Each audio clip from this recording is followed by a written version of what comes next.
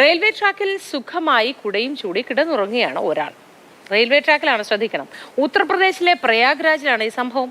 ഒടുവിൽ loco pilot ഇറങ്ങി വന്ന് കക്ഷിയെ തട്ടി ഉണർത്തി. ട്രാക്കിൽ നിന്ന് മാറ്റിയാണ് ട്രെയിൻ യാത്ര തുടരുന്നത്.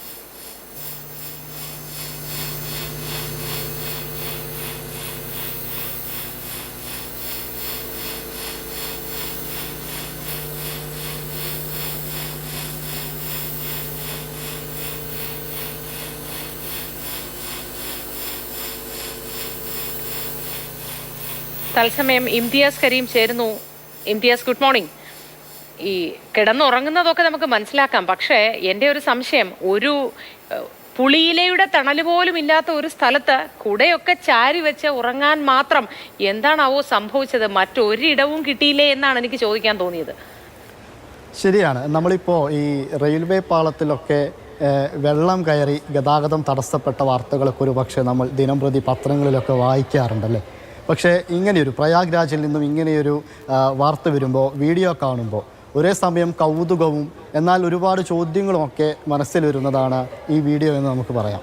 അതായത് നേരത്തെ പറഞ്ഞതുപോലെ തന്നെ ഈ ഒരാൾ ഒരു കുട ചൂടി റെയിൽവേ പാളത്തിൽ കിടന്നുറങ്ങുന്നു. ആ കിടത്തത്തിന് പോലും ഒരു പ്രത്യേകതയുണ്ടെന്ന് നമുക്ക് വേണമെങ്കിൽ പറയാം. അപ്പോൾ ലോക്കോ പൈലറ്റ് ഇറങ്ങി വന്ന് ഇയാളെ തട്ടി ഉണർത്തി അദ്ദേഹത്തെ പറഞ്ഞു വിട്ട് വീണ്ടും യാത്ര ആരംഭിക്കുന്നതാണ് ഈ വീഡിയോയിലുള്ളത്. ഈ വീഡിയോ ഇപ്പോൾ സമൂഹ മാധ്യമങ്ങളിലൊക്കെ വലിയ രീതിയിൽ വൈറലാണ്. എന്നുവെച്ചാൽ ആരാണ് ഇയാൾ, എന്തിനാണ് ഇങ്ങനെ ഇവിടെ കിടന്നുറങ്ങിയത് എന്ന തരത്തിലുള്ള വിവരങ്ങളൊന്നും ഇതുവരെ പുറത്തു വന്നിട്ടില്ല. പക്ഷേ സമൂഹ മാധ്യമങ്ങളിലൊക്കെ ഉയരുന്നൊരു പ്രധാന കാര്യം, ഇതേക്കുറിച്ച് നിർബന്ധമായിട്ടും അന്വേഷിക്കണം, ഇത്തരത്തിലുള്ള സംഗതികളൊന്നും പ്രോത്സാഹിപ്പിച്ചുകൂടാ എന്ന രീതിയിലൊക്കെയാണ് സമൂഹ മാധ്യമങ്ങളിൽ ഈ ഒരു സംഭവത്തോട് വരുന്ന പ്രതികരണങ്ങൾ.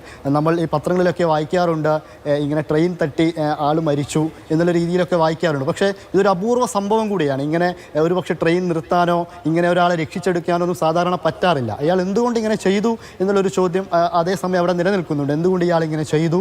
അയാൾക്ക് എന്തെങ്കിലും ഉദ്ദേശമുണ്ടായിരുന്നോ? അതല്ലെങ്കിൽ ഇപ്പോൾ നേരത്തെ നമ്മൾ കണ്ടൊരു വാർത്തയുണ്ട് കുറച്ച് മുൻപ്, ഈ ചില വിവിധ വസ്തുക്കളൊക്കെ ഈ റെയിൽവേ ട്രാക്കിൽ ഇട്ടുകൊണ്ട് വൈറലാവാൻ ശ്രമിച്ച ഒരു ഇൻസ്റ്റഗ്രാമറെ പറ്റി അയാൾക്കെതിരെ കേസെടുക്കുന്നൊരു സാഹചര്യം ഉണ്ടായിരുന്നു. അതേപോലെ എന്തെങ്കിലും പ്രവർത്തനത്തിന് തുനിഞ്ഞതാണോ എന്ന് പോലും സംശയിക്കുന്ന രീതിയിലൊക്കെയാണ് സമൂഹ മാധ്യമങ്ങളിൽ വരുന്ന കമൻറ്റുകളെല്ലാം. എന്തായാലും ഇത്തരം സംഗതികളൊന്നും പ്രോത്സാഹിപ്പിക്കേണ്ടതല്ല.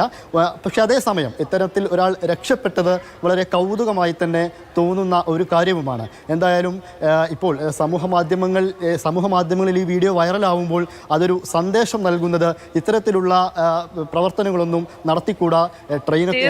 തീർച്ചയായിട്ടും ഇംതിയാസ്, അതൊരു എല്ലാവർക്കും അതൊരു മനസ്സിൽ ഓർമ്മയായി തന്നെ നിൽക്കണം.